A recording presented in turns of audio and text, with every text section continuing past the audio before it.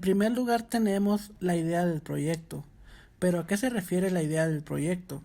Primero se identifica un problema, una situación, se analiza a fondo o se descompone, por así decirlo.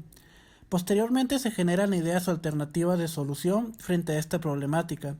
Se busca información preliminar que nos permita evaluar estas ideas y nos ayude a tomar una decisión de cuál es la más aconsejable, la más viable, la que podemos desarrollar. Por último, seleccionamos la mejor alternativa, la mejor idea para la solución de este problema.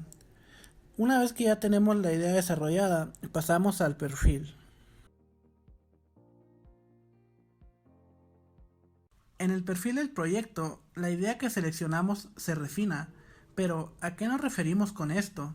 La idea se analiza a fondo, con una evaluación más general y específica, y a partir de este análisis se decide si la idea hay que mejorarse, si no se continúa con ella o si definitivamente es la adecuada. Posteriormente, se define una estructura básica del proyecto, es decir, cómo se va a hacer, con quiénes, durante cuánto tiempo, en dónde. En este caso lo más básico. También vamos a necesitar unos estimados generales. Y por último, identificar cuáles podrían ser los riesgos que están alrededor de este proyecto o de esta idea.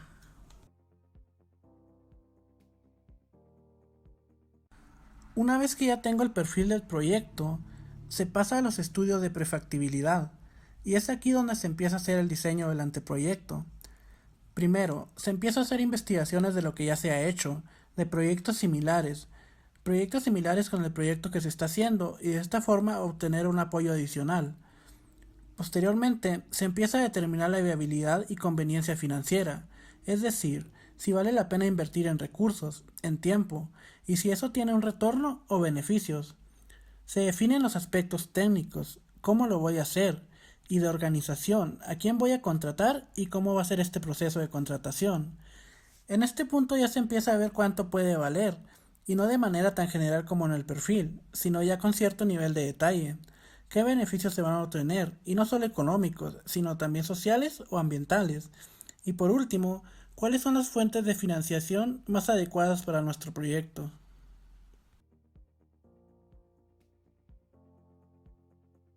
Y por último, cuando ya se hicieron todos los puntos anteriores, se pasa al estudio de factibilidad.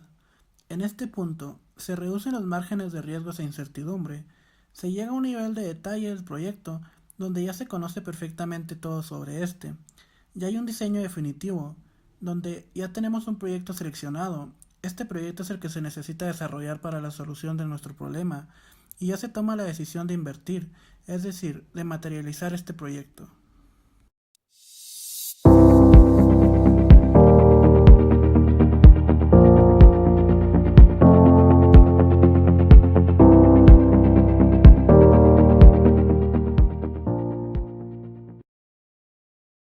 Una vez concluida la etapa de preinversión, llegamos a la etapa de inversión. En esta etapa se empiezan a movilizar los recursos, las personas que se necesitan, la maquinaria, se empiezan a hacer los préstamos, entre otros. En este punto se empiezan a hacer toda la inversión necesaria para que el proyecto se pueda llevar a cabo. Posteriormente se definen los cronogramas, con quién se va a negociar, se empieza a hablar con los proveedores, etcétera, etcétera. Y se crea todo el montaje de sistemas de información, porque en un proyecto es muy importante hacer esa sistematización de las experiencias, porque se convierte en activos para ya sea el mismo proyecto o para otros proyectos futuros. Es aquí donde aparece ya la gerencia del proyecto. Digamos que en la etapa de preinversión hay un tema de gerencia, pero muy orientado a la formulación, pero ya en la etapa de inversión es donde es la gerencia como tal, porque ya lo que se hace es administrar esos recursos, esos procesos ligados directamente con el montaje del proyecto.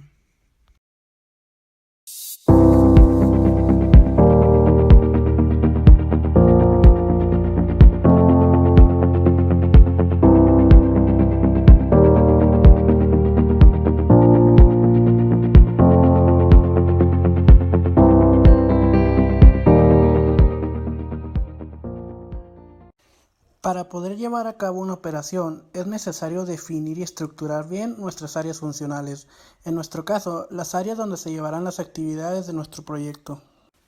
Es importante siempre tener en claro los objetivos de nuestro proyecto. De esta forma podremos elegir de manera correcta los modelos de operación y negocio que mejor nos convengan.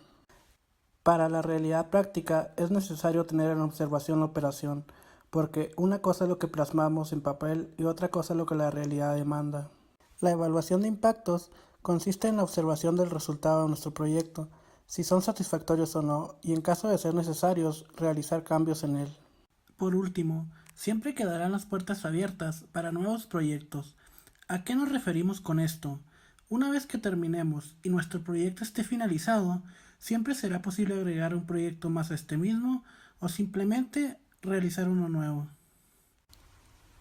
Para finalizar, ahora que ya sabemos lo que es un proyecto, hablaremos de los tipos de proyecto. Número 1. Según su grado de dificultad. Pueden ser simples o complejos. Número 2. Por procedencia de su capital. Pueden ser públicos, privados o mixtos. Número 3. Por el grado de experimentación. Se clasifican en experimentales y normalizados. 4. Según el sector. Pueden ser de construcción, energía, minería, transformación, medio ambiente, industriales o de servicios. Número 5. Según el ámbito. Ingeniería, económicos, fiscales, legales, médicos, matemáticos, artísticos, literarios, tecnológicos o informáticos. Número 6. Por su orientación. Se dividen en productivos, educativos, sociales, comunitarios o de investigación. Y para finalizar, por su influencia. Estos pueden ser internacionales, nacionales, regionales o locales.